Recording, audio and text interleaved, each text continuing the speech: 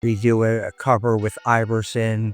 It's his first cover called Who's Afraid of Allen Iverson.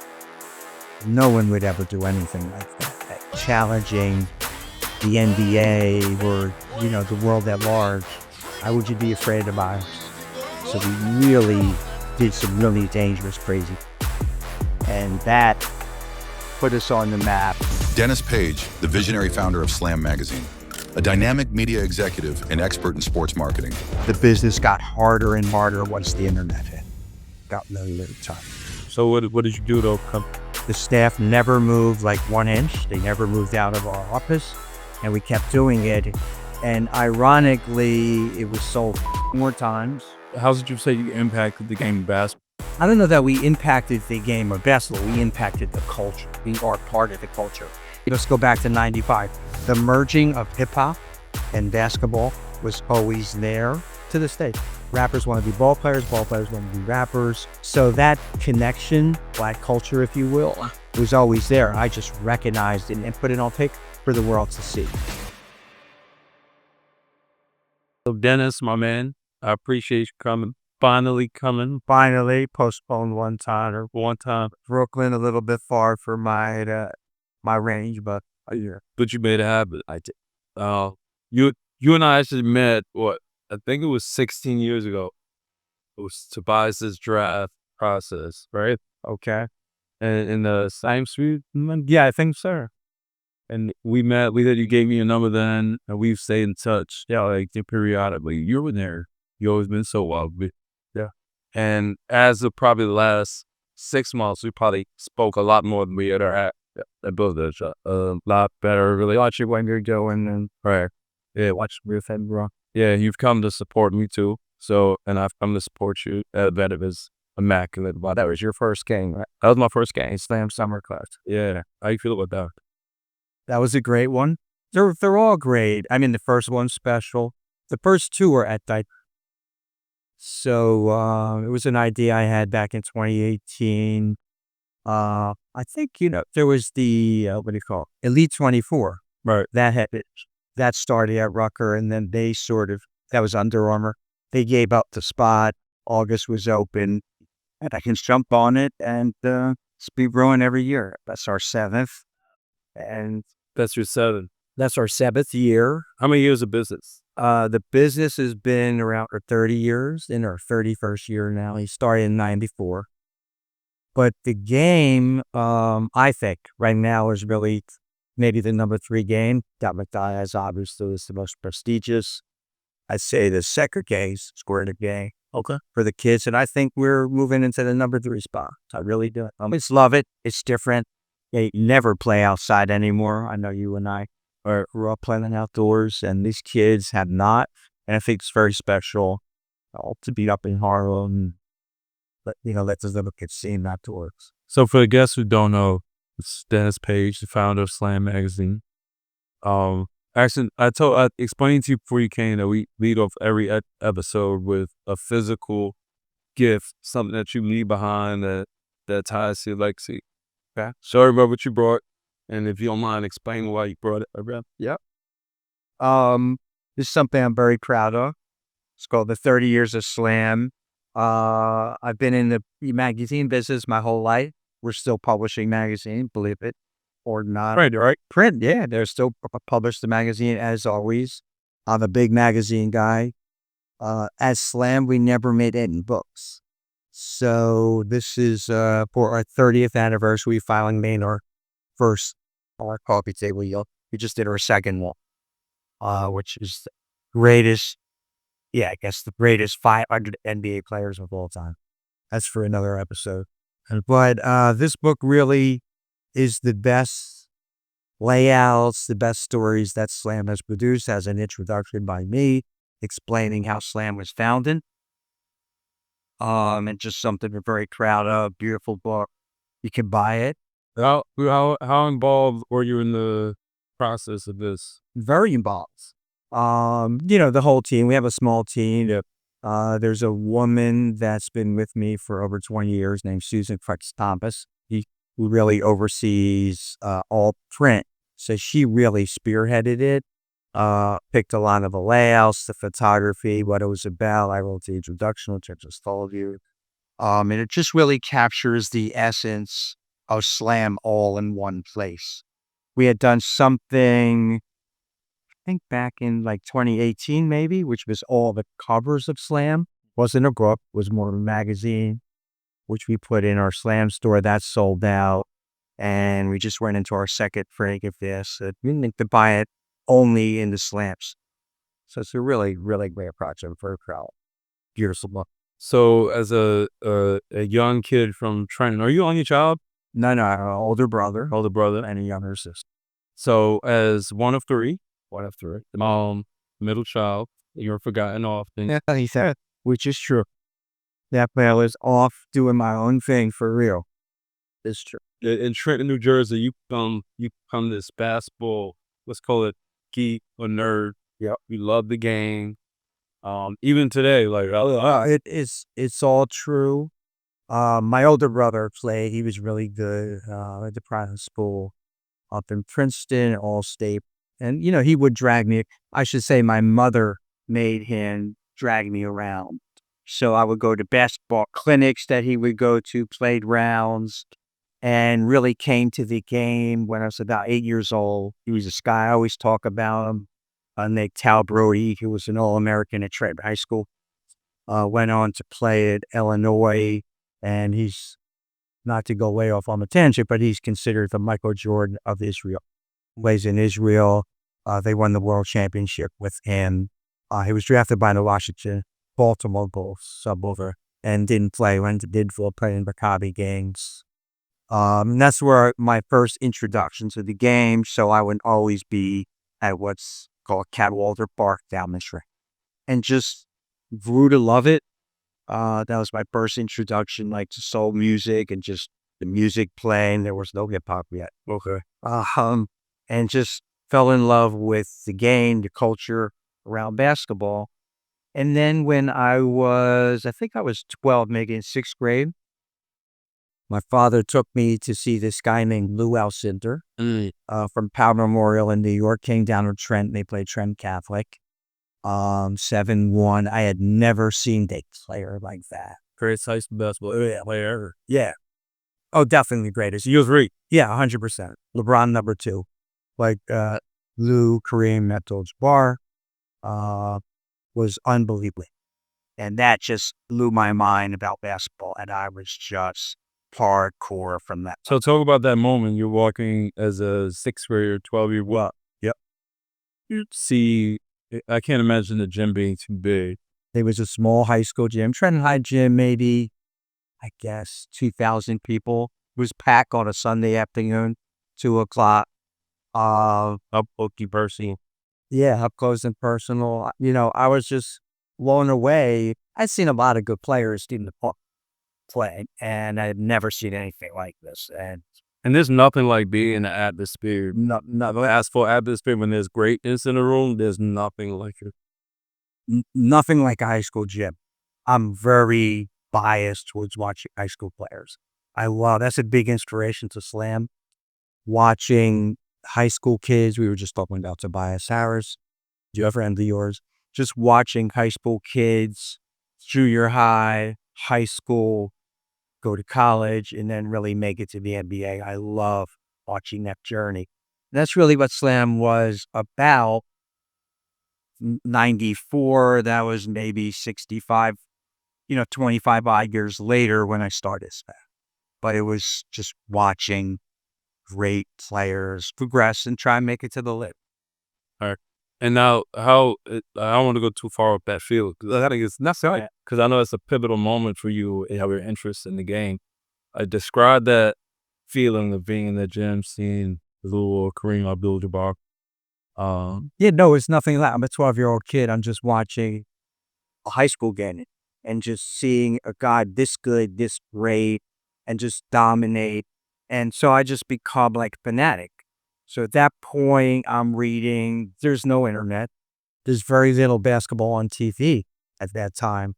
There was no national games on. It was mostly college. So around that time was the first reign of like UCLA was really good. I remember they won the national championship. But I'm not watching any NBA games, so I'm reading a lot. It's a thing called Street Smith, which was a preview magazine and had the NBA college, but it had all the high school guys. So I would look up, like, who's the next high school guys? I remember Spencer Haywood, like, coming up out of Detroit, just reading about these guys. I'm like, who are these dudes? And just buying old issues of Sports Illustrated, and seeing who these next great basketball players are. So you were that deep in the game. I was deep.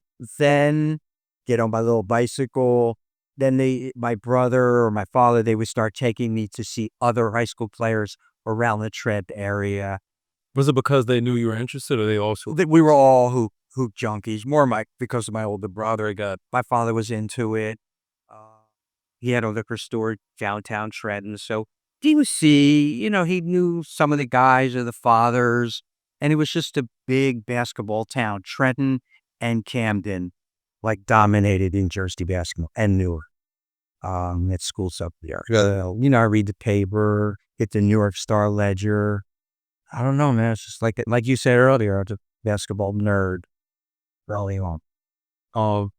So let's fast forward to, because I'm also curious, because you appreciate, you've had your product to this day is the perfect intersection of basketball and hip hop. Yep. What was your introduction to hip hop?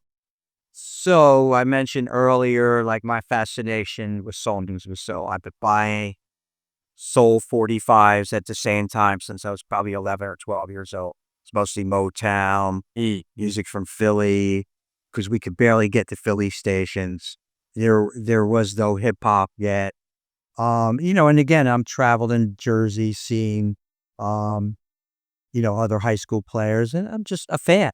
I'm just really a fanboy. I go to school in Boston for 4 years, and then going to high school games up there. There's a thing called the Boston Shootout, which was a great high school all-star game. Saw guys like Albert King play up there, Bernard's younger brother. Just a junkie, watching high school basketball. Moved from Boston to New York, get my first job in publishing, doing a magazine called Guitar World. But now I'm a fan. So I moved to New York. So I moved to Jersey, Boston for college, moved to New York, and I'm still going to games, high school games. I heard about Kenny Anderson. You hear about, He was good young too, right? Kenny was amazing since 9th grade. His coach, Jack Kern and Archbishop Malloy, wouldn't start him as a freshman. He had a rule, so you can start the game, but after the first quarter, he would come in. So Kenny is arguably Kenny's Stephon Marbury, few other guys, best self-air, among the greatest high school players of all time, the greatest high school players in New York. Some going to Christ the King games, some you watch Tolentine. I'm just a fanboy, watching high school sports, watching some NBA games. Not really a dip sky, just into it. It's my passion. So I'm doing this guitar magazine. I guess you want to jump into the story how Slam started. Yeah. The skills, do we? Well, first of all, how do you aren't you a Knicks guy? I'm a player's guy. Oh, you have loving players. I used to love Oscar Robertson. So he would play on Cincinnati Royals. But remember, NBA in the 70s, maybe until Magic and Bird, the games are not all really on. Maybe you had some mixed games on or Toyo's Valley. So it's not really a TV thing. Yeah. So you can't really follow them. So you read about guys in the paper. You don't really see much. And it's just more kind of a mystique around these guys. So I love Oscar Robertson. I'm a Cincinnati Royals fan. Okay. It's just, that's how, to this day. Yeah. A little bit more into the Knicks because I'm a New York guy. Yeah. But I get it. Yeah. So how Slam started? Yeah. So Slam, it's a crazy story. So I'm publishing a magazine called Guitar World. I don't know shit about guitars. I met a guy that had a company. He said, I want to start a guitar magazine. I had worked at a newspaper up in Boston, so I'm trying to get my career started in publishing. And I started with Guitar Magazine, hugely successful, but it's not really me, very, very good business. So I'm always looking for new things to start. Like, all right, this is up and running. It's cool. What's next? I started a newspaper called New York Talk, which competed with the Village Voice, barely, but tried to compete with the Voice. And back to Guitar World, one of my good friends, his name is Alan Grunblatt. The story's in the book. I've told it many, many times. So Alan and I are both, he's selling me, I'm buying advertising from him for Guitar World. He has a record company called Relativity. So we never talk about guitar or anything. We talk about basketball. He's a huge Nets fan over. And he's also advertising in The Source. He had like a small little hip hop thing going. And I do all about The Source.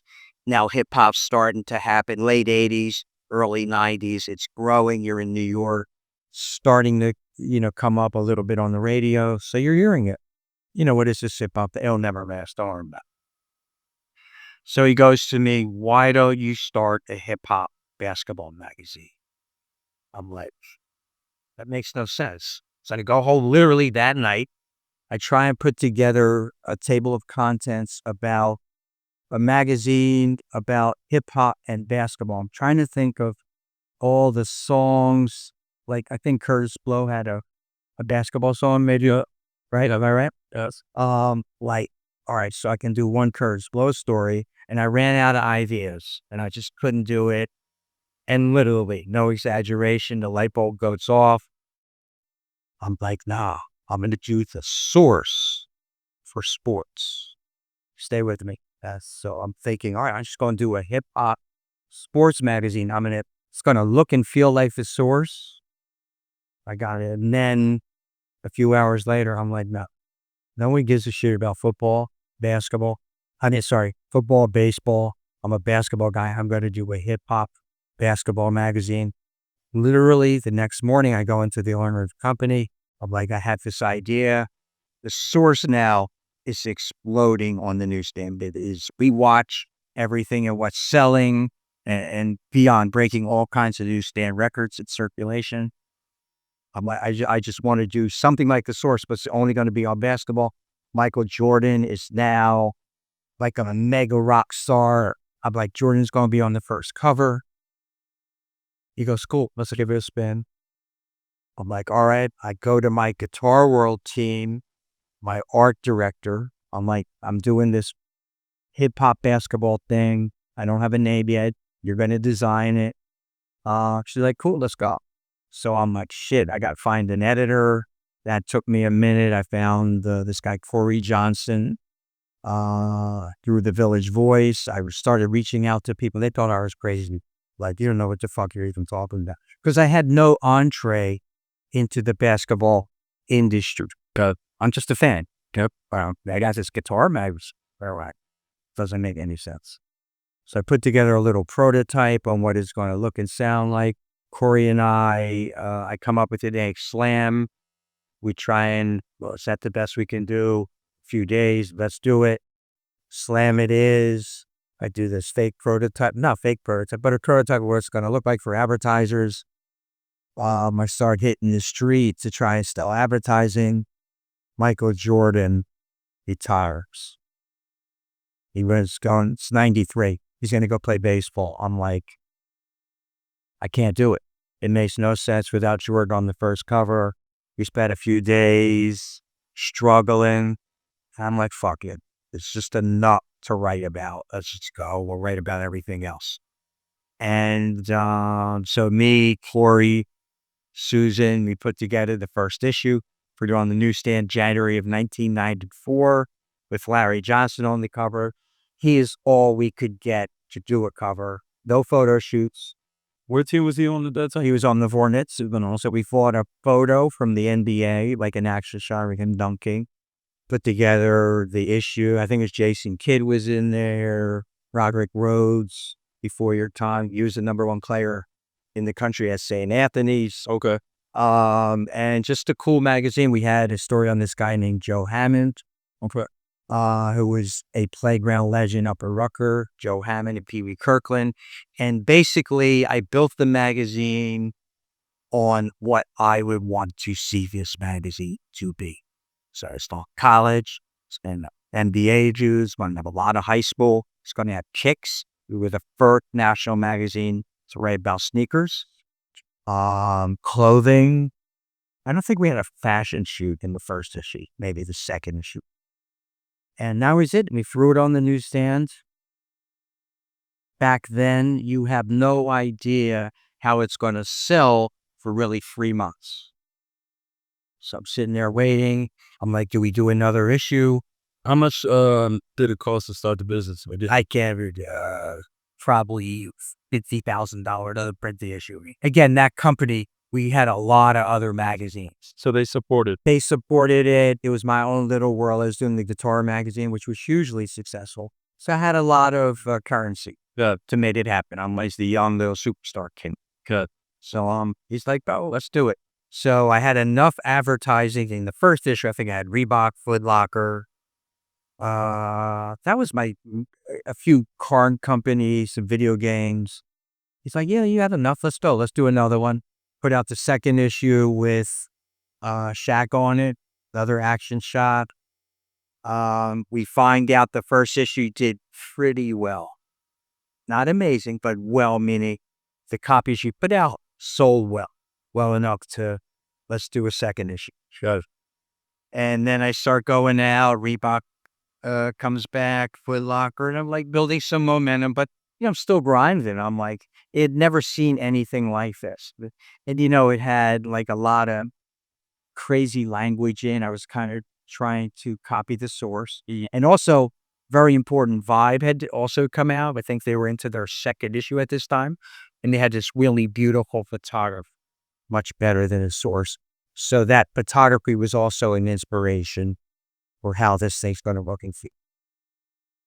And I'm just slowly building it. I hire a team, couple other editors. Corey leaves. This guy, Tony Gervino, comes aboard. We hire a different art director. Now I'm building a little staff of what is really important, like-minded people. I just love basketball, and they can write. And then some cool photographers, start doing a fashion shoot. You're finished. Yeah, no, it's a different world as is now. I'm just built in and just growing, not really thinking about what it was, what it means. We just had fun. Now let's talk about the Iverson moment. Yep. Like that, is that still the biggest issue to date? Soul on Ice? Yeah. That's the most important. The most important. It's my favorite cover for sure. And it's a pivotal moment. I always say, I think I talk about it in the book, every podcast. It was important because at that point, we were finally, I feel, accepted where we became not covering the culture, which was everything prior to that, but where we became part of the culture. We were finally accepted and recognized as like a really dope product. And I give a lot of credit, I don't want me to gloss over, but to Scoop Jackson. Scoop came from Chicago, a great writer. I think he came in like the third issue. So Scoop gave us great writing, a lot of credibility in the locker rooms. He's one of the only black faces at that time in locker rooms. So Scoop really helped put us on the map. And then we started bringing in better writers, more photographers, shooting our own covers.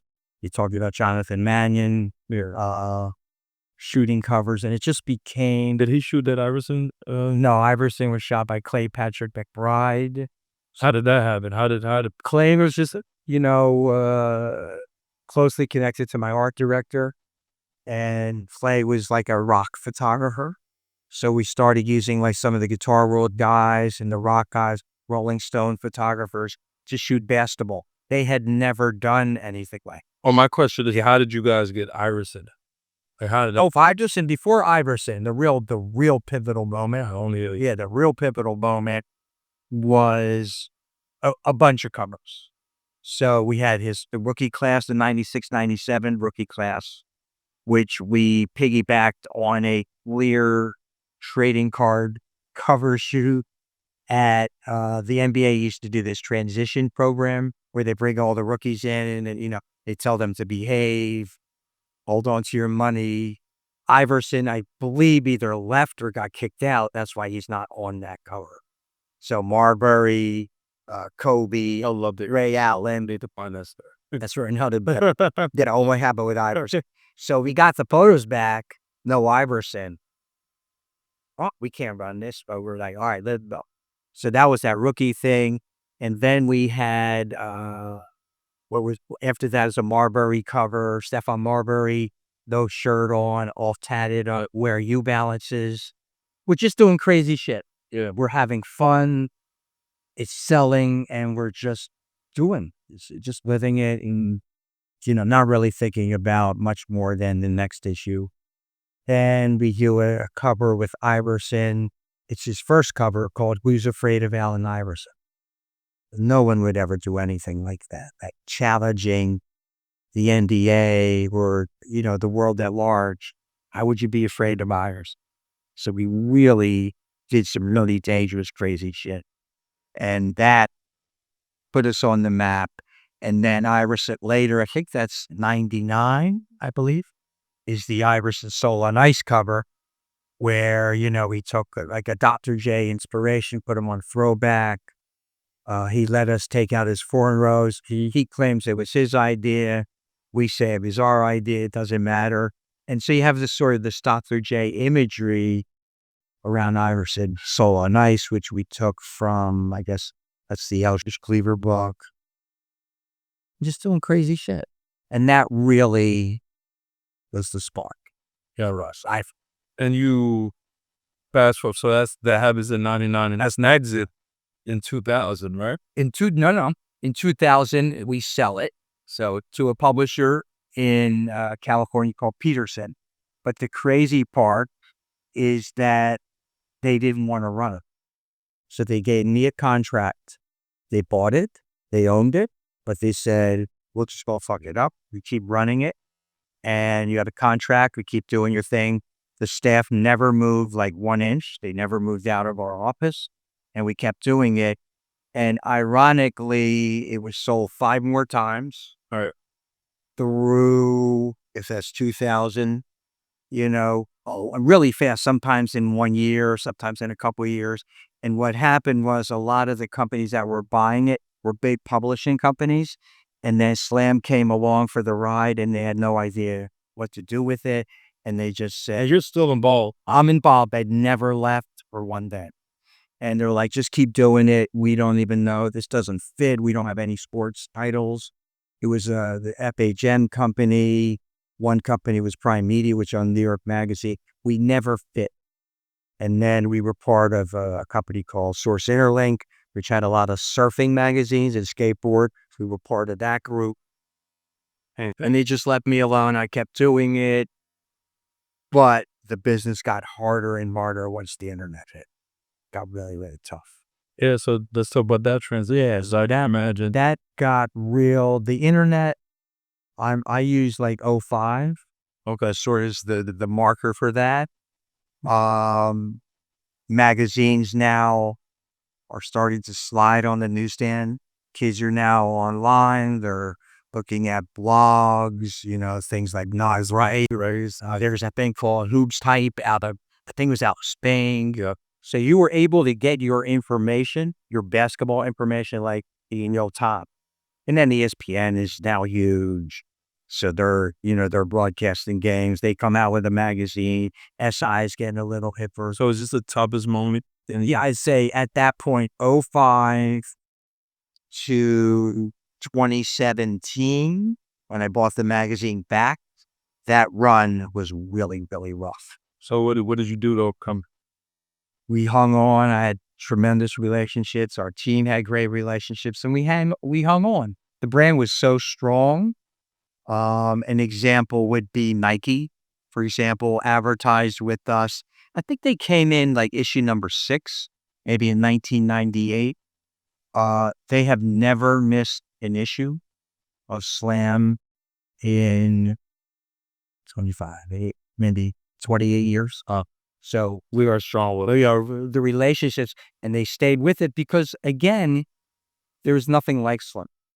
Still, as it was getting smaller and the internet and blogs and things like that are getting bigger, the business is getting harder, but the brand was so strong that we were able to hang on.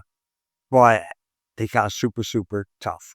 So let's talk. So yeah, as you know, the thing of this show is legacy, fueled by legacy. Right. So would you say your legacy or just your impact? Well, how would you describe your impact in basketball in general? Because I know with me personally, Slam? yeah, Yeah, the impact, well, let's say you. me person. All right. I get all the credit because I'm the guy that founded it. Mm. But we'll talk about the Hall of Fame in a minute. But in any speech or even here, any podcast, it's really a team. I'm just like the orchestrator, or maybe I was thinking before I was coming here, are we the Celtics? Is Slam Celtics? Am I Red Auerbach? And I just knew enough to get the right coaches, the right players. So our staff to this day has always been amazing. We just were always able to find like-minded people that just loved the brand and loved basketball.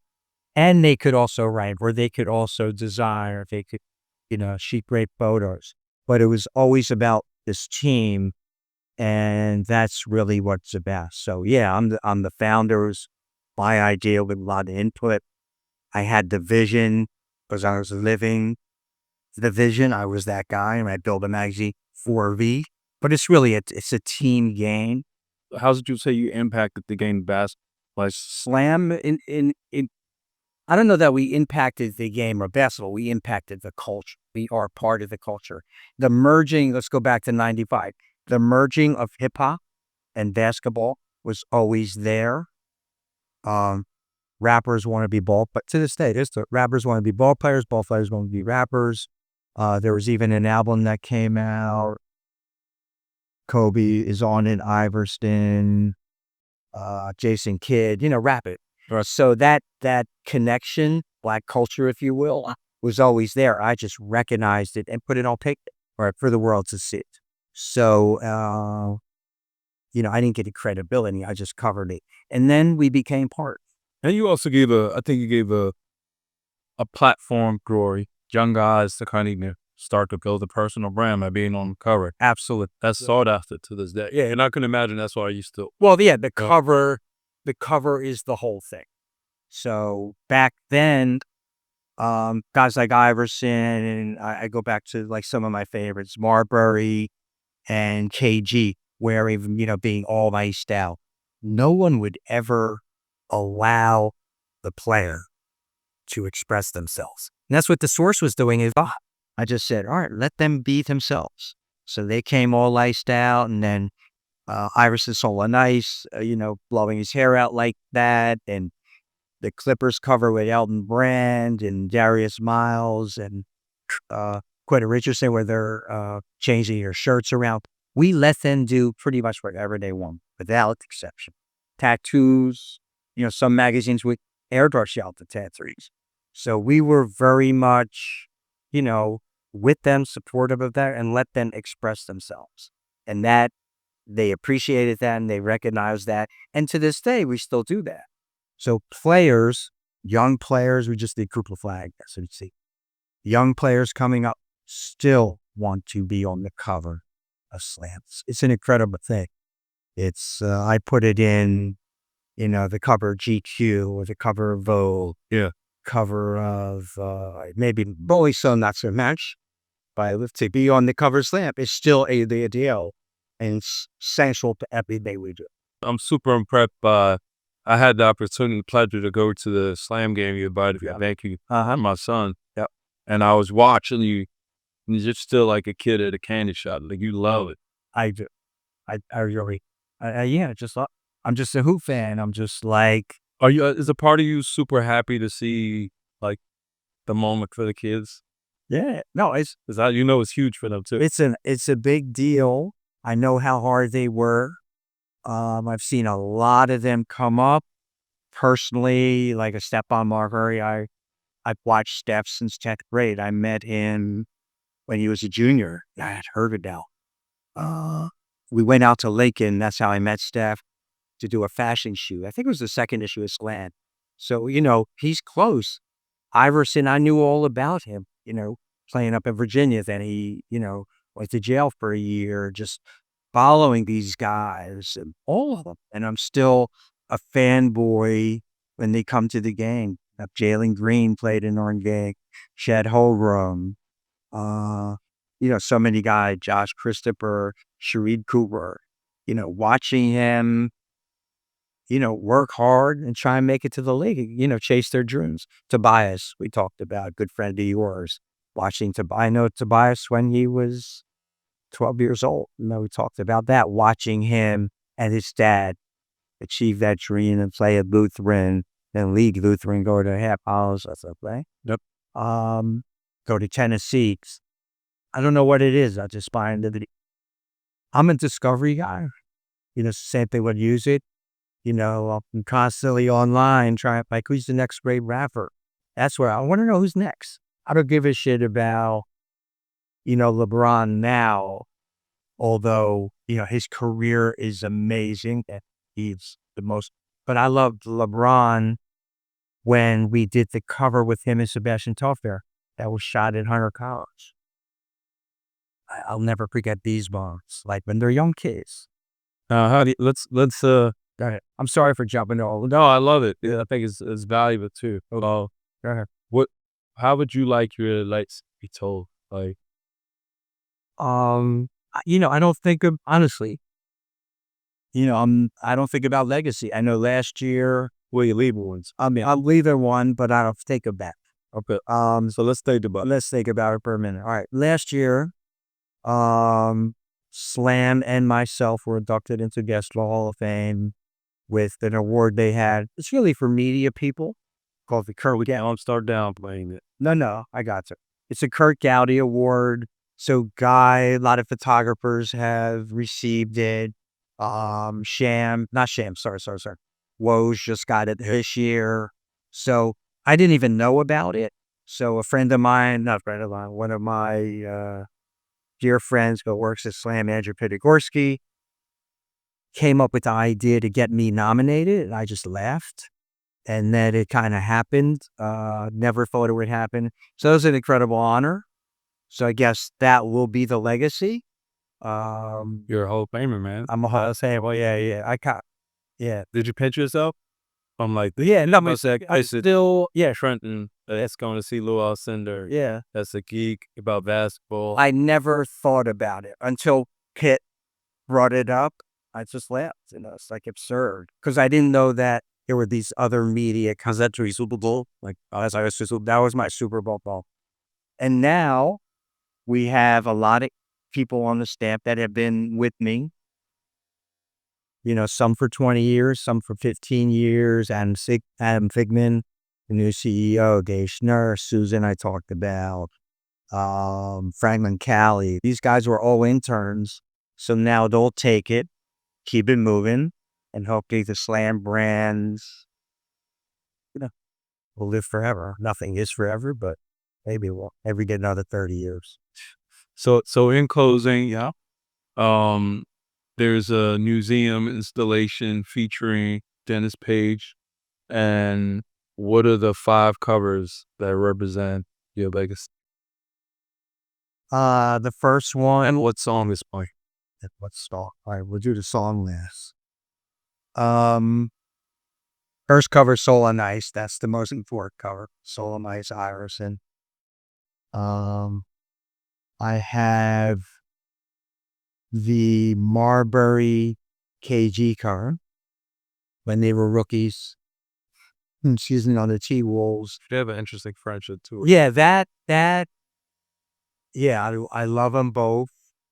It's a shame that Steph left, but they could have had a real nice run.